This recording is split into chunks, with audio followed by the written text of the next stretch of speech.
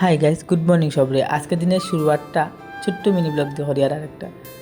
প্রথমেই ব্রাশ করিয়া মা এখানে চা দিলাইছেন আর আমি চা খাই আর মনে মনে ভাবি আর প্রত্যেকটা দিন যদি রবিবার থাকতো কত ভাল লাগতো।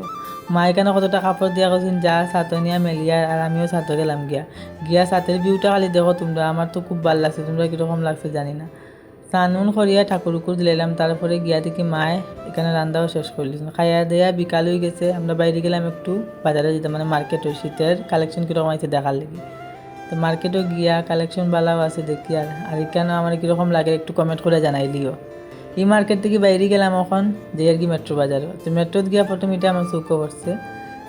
মেট্রোত গিয়া একটু দেখিয়া উকিয়া তারপরে কি সন্ধ্যা হয়ে গেছে, বাইরে গেলাম বাড়ির উদ্দেশ্যে রোয়ানা। আর কেন রাস্তার দিকে কতটা ফুল দেখতে কি মজা লাগে।